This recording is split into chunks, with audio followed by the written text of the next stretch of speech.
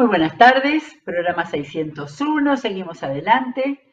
Ya no nos vamos a fijar tanto en los números, que son simbólicos y que a lo sumo son estimulantes en cuanto a que hay en la web, junto con muchos otros seguramente, pero eh, hemos tratado de, y seguimos tratando de leer la Biblia, como dijimos siempre, en clave de comprensión, ¿sí? No solamente que se nos vaya a escapar de leerla como un relato, como un cuentito, como alguna persona ha dicho, sino tratando de entender significados y contextos y ver qué es lo que Dios nos ha dejado en este libro tan largo, 66 llamados libros, con más de 40 autores y con la presencia de Dios, mostrando siempre su amor por su pueblo, su amor por la iglesia en el Nuevo Testamento y el deseo que el hombre vuelva a reconciliarse con Dios y a vivir con Dios. Bueno, después del día de ayer que hicimos un programa especial, no sé si fui clara en presentar a Darío Pereira como el técnico especial y único de este programa, que está siempre detrás de cámara, siempre cuidando que salga bien, y después hasta la transmisión a la web, al canal de la iglesia, con la participación allí de Bruno, de Diego, los que están en las oficinas de la iglesia y para permitir que pueda llegar, solo Dios sabe hasta dónde, hasta cuántos lugares, cuántas personas que puedan recibir la palabra de Dios y que se interesen a su lectura personal. Acá no tenemos de ninguna manera una definitiva interpretación, y estamos leyendo, estamos permitiendo que la palabra salga del libro, nos penetre, nos desafíe, nos hable y nos desafíe a tener más tiempo solo de cada uno de nosotros con ella, buscando la iluminación del Espíritu Santo y así poder llevarla a nuestra vida y que nuestra vida produzca efecto. Bueno, hace un tiempo, no sé hace cuánto, pero no mucho, leímos la primera carta del apóstol Pablo a los Corintios. Así que vamos a seguir en el Nuevo Testamento un poco de tiempo más. Vamos a volver a Europa, donde tenemos ese testimonio tan extraordinario que el Señor inspiró que en el libro de Dios estuvieran las cartas que se escribieron en el siglo I para alentar, enseñar, instruir a las iglesias nuevas que iban saliendo. Fue una experiencia haber leído Primera de Corintios con a ver, se abría un velo para ver los problemas que tenían estos cristianos nuevos, muchos de ellos discípulos de Pablo, del ministerio de Pablo cuando estuvo allí en el sur de Grecia, en lo que en ese momento era la provincia de Acaya. Mucho tiempo, por el libro de los Hechos de los Apóstoles, sabemos que estuvo 18 meses en Corinto. Fue un tiempo muy importante. No nos olvidemos que aunque ahí había seguramente judíos que conocían la ley de Dios y el Antiguo Testamento, pero básicamente eran griegos, paganos, adoradores de Artemisa y de todos los dioses que los griegos habían tomado de los romanos y que era lo que llenaba su vida religiosa.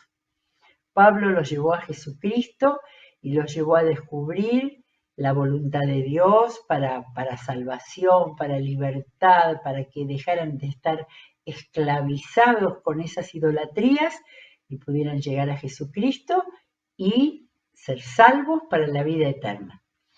Se me dio por dar una vueltita por Primera de Corintios, ¿no? Y entonces antes de entrar en la segunda y ver en qué momento más o menos la escribió, pero primero voy a hacer una comparación y el saludo de la segunda.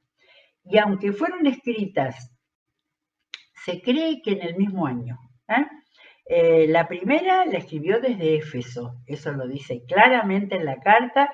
Éfeso, en la provincia de Asia, la provincia romana de Asia, donde hoy es Turquía. Cerca de Pentecostés, porque ya hablaba, eso era la primavera, en el año 55. Pablo estaba muy lejos todavía del sufrimiento de Roma, y este es el panorama que nosotros tenemos de la época en ese año. La segunda carta, aparentemente más hacia fin del año, cercano al invierno, porque menciona el invierno, y la segunda carta, al parecer, fue escrita desde Macedonia, desde el norte de Grecia, ¿sí? O sea, dos lugares muy distintos, dos situaciones muy distintas. Pablo, cuando estuvo en Éfeso, en el Asia Menor, tuvo muchos problemas, muchas luchas, muchas dificultades. También las había tenido en Europa y eso fue el segundo viaje misionero de Pablo. Bueno, esta segunda carta la empieza así: Pablo, apóstol de Cristo Jesús por la voluntad de Dios, y Timoteo, nuestro hermano, a la iglesia de Dios que está en Corinto y a todos los santos en toda la región de Acaya. La primera carta, el saludo, había sido mucho más escueto. Si era el año 55, no hacía mucho que él había estado ahí con ellos, después se fue a Éfeso, se fue al Asia Menor, y desde allí escribió esta primera carta, donde dice: Pablo, llamado por la voluntad de Dios a ser apóstol de Cristo Jesús, y nuestro hermano Sóstenes. Nada más. Ahora, en los dos casos dice apóstol del Señor, ¿no? Apóstol, llamado por la voluntad de Dios a ser apóstol de Cristo Jesús, en la primera. Y en la segunda, apóstol de Cristo Jesús por la voluntad de Dios, y Timoteo, allí Timoteo era mucho más conocido, Timoteo había estado, de manera que él lo presenta directamente, pero interesante, a la iglesia de Dios que está en Corinto. Me acuerdo siempre especialmente las dos cartas a los Corintios, así como la de Roma, han sido enviadas a Europa. A los Corintios los conocía mucho porque había estado con ellos y conocía, y tenía siempre en la primera, recuerdan que había personas que dicen, nos han contado, hemos sabido, tenía siempre noticias, y también noticias de los tremendos problemas que Pablo encaró en la primera carta, ¿sí? Ahora, me llama la atención a la iglesia de Dios que está en Corinto. Uno piensa que estaba permanentemente en lucha contra el paganismo, contra toda la cultura romana que no tenía nada de cristiana, y Pablo es como que los está empoderando, con la palabra que se usa mucho ahora, pero haciéndoles recordar que son la iglesia de Dios que está en Corinto, y a la gente, a su gente. La iglesia es personas, y a todos los santos en toda la región de Acaya, ¿sí? Recordamos que en lo que es hoy Grecia, la gran provincia del norte se llamaba Macedonia, donde estaba Filipos y donde estaba Tesalónica. Y Acaya, la del sur, fundamentalmente estaba Corinto, el gran puerto, y a la derecha, o sea, hacia el este, Atenas, la gran capital. No pasó gran cosa en Atenas, de manera que quedara ya una iglesia establecida, que hubiéramos podido tener una carta a los atenienses, pero no sabemos, porque no tenemos todo, no quedó para la Biblia todo lo que sucedió en ese tiempo tan rico, con tanto movimiento, con tanto esfuerzo de Pablo y de los siervos de Dios extraordinarios como Timoteo, que está ahora con él, que hicieron un trabajo tan fuerte, tan sacrificado y con tantas luchas. Pero antes de despedirme de la primera carta a los Corintios hice un repaso de mis notas, ¿no? Y recordé que había algunos versículos extraordinarios, por lo menos cuando la leímos y cuando hicimos todo, no solamente sacar un versículo, ¿no es cierto?, sino todo el contexto en el cual Pablo les venía diciendo esto. Pero bueno, me gusta la idea de volver a leer 3 versículos que él les dijo a los corintios en ese momento, en la primavera del 55. Nosotros no hemos recibido el espíritu del mundo, sino el espíritu que procede de Dios, para que entendamos lo que por su gracia Él nos ha concedido. Precioso. En la misma página, en la página siguiente, es donde dice: nosotros tenemos la mente de Cristo. La primera carta de los Corintios tiene conceptos muy impresionantes, muy claros de lo que significa ser cristiano. Bien, así que nosotros hemos recibido no el espíritu del mundo, sino el espíritu que procede de Dios, para que entendamos, la idea de entender tan fuerte en Pablo, que entendamos lo que por su gracia Él nos ha concedido. Después tengo un versículo en el capítulo 8, ya después que se había enojado y enseñado y enfrentado todos los problemas graves que tenía esa iglesia. 8:6 hay otro. Para nosotros no hay más que un solo Dios, el Padre, de quien todo procede y para el cual vivimos. Y no hay más que un solo Señor, es decir, Jesucristo, por quien todo existe y por medio del cual vivimos. Acá no habla directamente, pero está muy claro en este desarrollo de que hay un solo Dios y de que Jesucristo, es Dios.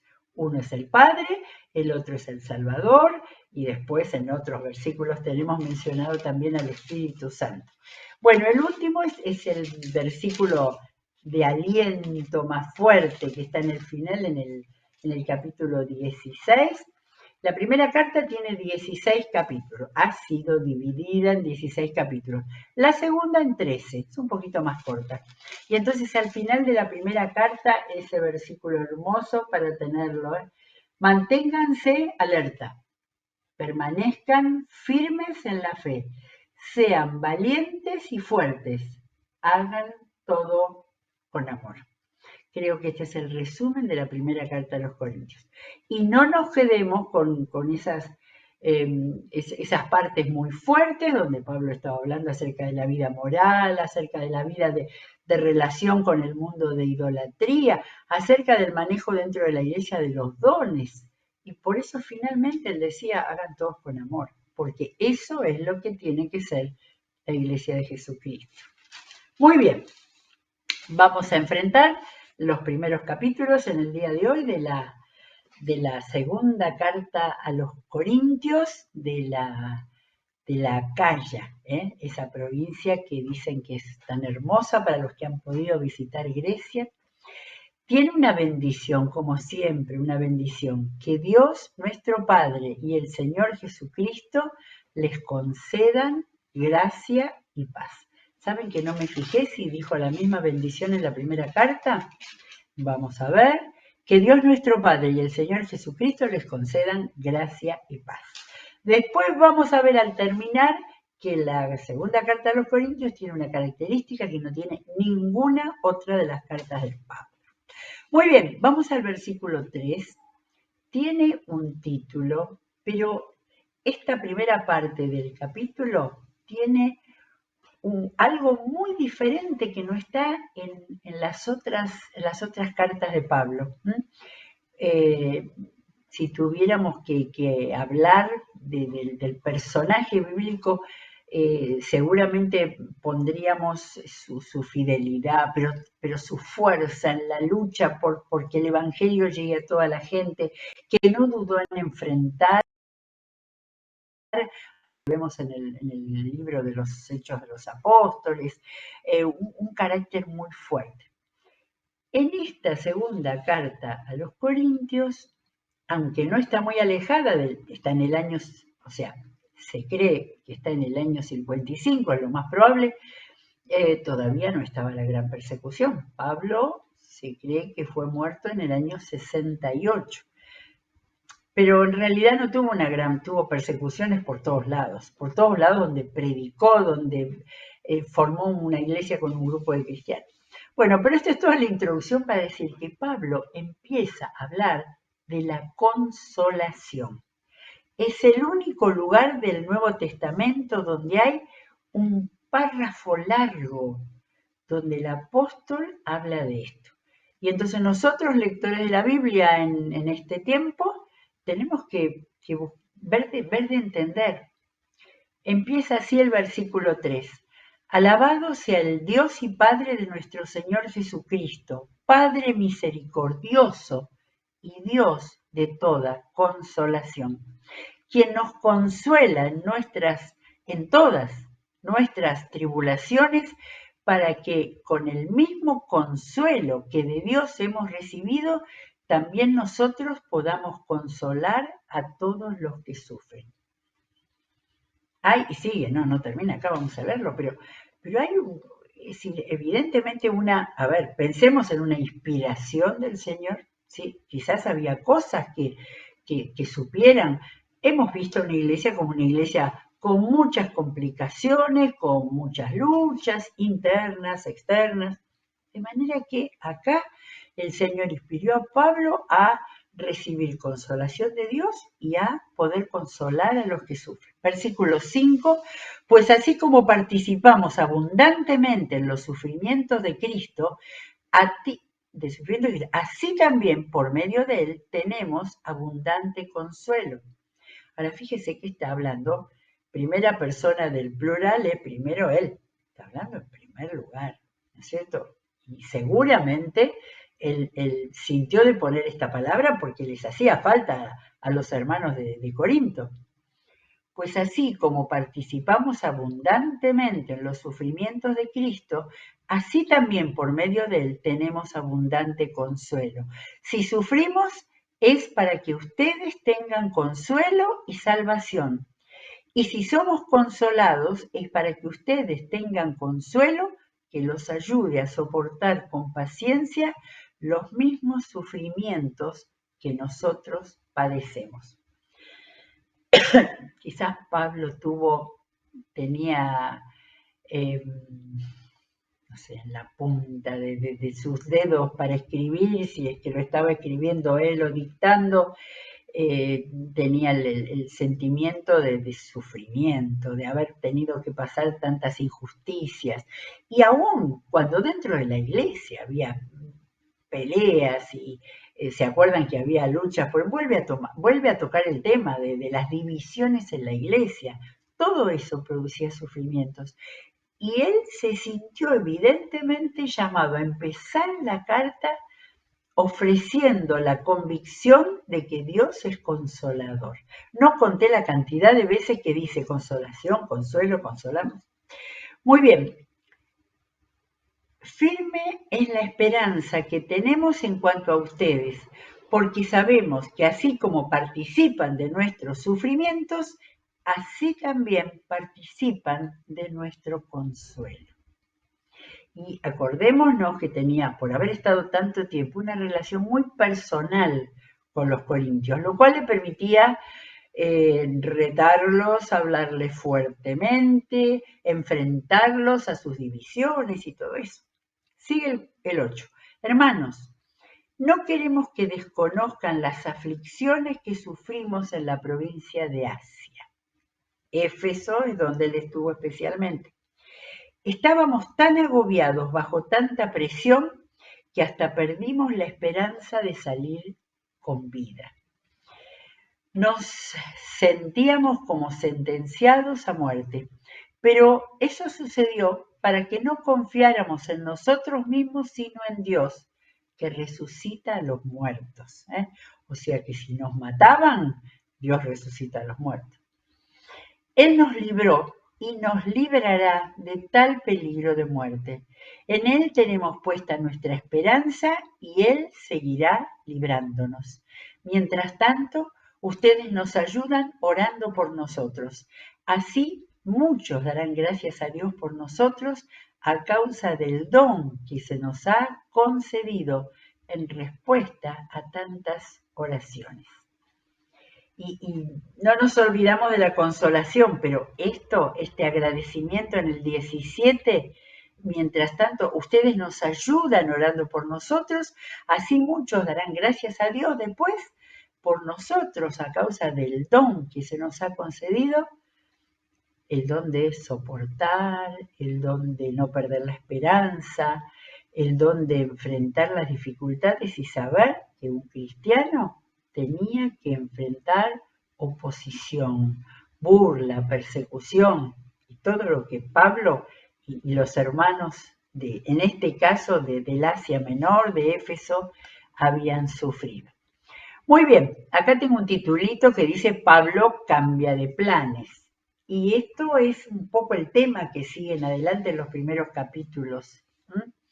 Yo, pero no lo marqué, donde él termina, cuando en el capítulo 16 de Primera de Corintios dice, después de pasar por Macedonia, pues tengo que atravesar esa región, el norte de Grecia, iré a verlos. Es posible que me quede con ustedes algún tiempo y tal vez pase allí el invierno, por eso se cree que la segunda era en invierno, para que me ayuden a seguir el viaje a donde quiera que vaya. Esta vez no quiero verlos solo de paso, más bien espero permanecer algún tiempo con ustedes y si el Señor así lo permite, pero me quedaré en Éfeso hasta Pentecostés. Ahí está la punta para pensar que esta carta fue escrita en relación con Pentecostés. Porque se me ha presentado una gran oportunidad para un trabajo eficaz, a pesar de que hay muchos en mi contra. No había tomado en cuenta esta frasecita, estoy en el último capítulo de Primera de Corintios. Había mucho en contra. Bueno, vamos a 2 de Corintios, donde dice, para nosotros, el motivo de satisfacción es el testimonio de nuestra conciencia. El testimonio de nuestra conciencia. Nos hemos comportado en el mundo y especialmente entre ustedes con la santidad y sinceridad que vienen de Dios. Nuestra conducta no se ha ajustado a la sabiduría humana, sino a la gracia de Dios. No estamos escribiéndoles nada que no puedan leer ni entender. Espero que comprenderán del todo, así como ya nos hemos comprendido en parte, que pueden sentirse orgullosos de nosotros, como también nosotros nos sentiremos orgullosos de ustedes en el día del Señor Jesús. Yo creo que alguien que lo lee esto rápidamente, así, la primera de Corintios, es como Pablo ahora les dice que se siente orgulloso cuando le dio con palos por todos lados. Pero no nos olvidemos que sus cartas de reprensión son cartas de un padre amoroso que ayuda a solucionar problemas, a ponerse en vereda, como decimos nosotros, a poder formar una iglesia como a la que él apunta, bien formada, bien relacionado el cuerpo. Por eso en la primera carta les ha hablado tanto del cuerpo, la iglesia como un cuerpo, la cabeza, el Señor. Y ahora esto es el sentir de Pablo. Si hubiera sido distinto si quizás pensáramos, bueno, lo escribió 10 años después, 5 años después. No, en el mismo año, en el mismo año. Y entonces se está uniendo quizás con lo anterior que había pasado, planteándoles que ustedes se sientan orgullosos de nosotros como nosotros nos sentiremos orgullosos de ustedes en el día del Señor. Confiando en esto, quise visitarlos primero a ustedes para que recibieran una doble bendición. Es decir, visitarlos de paso a Macedonia, al norte, y verlos otra vez a mi regreso de allá. Así podrían ayudarme a seguir el camino a Judea. Vamos a ver si lo explica esto, si no lo buscamos. Al proponerme esto, ¿acaso lo hice a la ligera? ¿O es que hago mis planes según criterios meramente humanos de manera que diga sí, sí y no, no al mismo tiempo?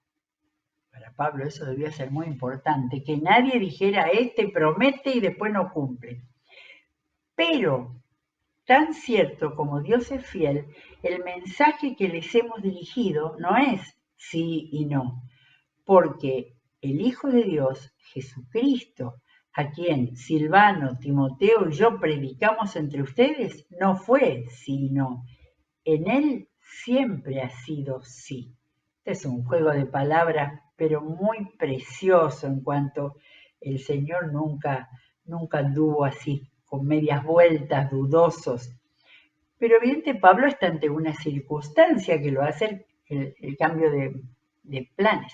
Pero sigue con esta idea en el versículo 20. Todas las promesas que ha hecho Dios son sí en Cristo. Así que por medio de Cristo respondemos amén para la gloria de Dios. Dios es el que nos mantiene firmes en Cristo, tanto a nosotros como a ustedes. Fíjense que ahí Pablo no se pone en la autoridad del apóstol de allá arriba, no. Dios es el que nos mantiene firmes en Cristo, tanto a ustedes, tanto a nosotros como a ustedes. Él nos ungió, nos selló como propiedad suya y puso su espíritu en nuestro corazón como garantía de sus promesas. Acá tenemos otro versículo donde nos muestra claramente la Trinidad. Pronto vamos a hacer un nuevo programa sobre todas las veces que habla de la Trinidad, del Dios único pero trino, tres. Muy bien, nos selló, Él nos ungió y nos selló como propiedad suya y puso su espíritu en nuestro corazón como garantía de sus promesas. Por mi vida, no sé qué dicen otras traducciones, como diciendo, pongo mi vida. Pongo a Dios por testigo de que es solo por consideración a ustedes por lo que todavía no he ido a Corinto. Se está disculpando de que no fue el que se quedó más tiempo en la otra parte. No es que intentemos imponerles la fe, sino que deseamos contribuir a la alegría de ustedes, pues por la fe se mantienen firmes. Por la fe se mantienen firmes. Fíjense la idea de la fe y de la gracia de Dios permanentemente. Capítulo 2. En efecto, decidí no hacerles otra visita que les causara tristeza, porque si yo los entristezco, ¿quién me brindará alegría como aquel a quien yo haya entristecido? No, sino aquel. A ver, vuelvo a leerlo bien. Porque si yo los entristezco, ¿quién me brindará alegría sino aquel a quien yo haya entristecido? Está medio como contradictorio, ¿no? Pero es que Pablo no creía que sus palabras eran para entristecer, sino que eran para formar, para fortalecer. Les escribí como lo hice para que al llegar yo, los que debían alegrarme no me causaran tristeza. Acá está la explicación. O sea, una vez cambiadas esas situaciones que él había ayudado a corregir, al ir a visitarlos, se encontrara con personas transformadas, renovadas, y eso le causaría alegría. Estaba confiado de que todos ustedes harían suya mi alegría. O sea, terminada la tristeza, y acá casi tendría sentido lo de la consolación, ¿no? Pensando que había pasado un momento difícil y que después de esa tristeza viniera la alegría. Les escribí con gran tristeza y angustia del corazón, la primera carta, y con muchas lágrimas, no para entristecerlos, sino para darles a conocer la profundidad del amor que les tengo. No, esto es precioso, ¿sí? Este corazón abierto del apóstol. así como con corazón abierto planteó la inmoralidad que había en la congregación y que era sabido por todos, y cosa tras cosa les fue poniendo los puntos para que vieran lo que significaba un cristiano cabal. Ahora empieza con la consolación, con una tristeza que una vez cambiada, en actitudes cambiadas, produjeran alegría. Y eso lo dice un padre que dice que quería darles a conocer la profundidad del amor que les tenía. Dejamos en 2.5. El programa de los 600 fue muy largo, pero bueno, teníamos ese deseo de hablar y compartir la palabra con Darío, pero bueno, ahora volvemos a nuestro horario y vamos a seguir. Invito a que vayamos leyendo así palabra por palabra, despacito, párrafo por párrafo, porque es tan rico conocer el corazón de este padre, pastor y siervo que es el apóstol Pablo.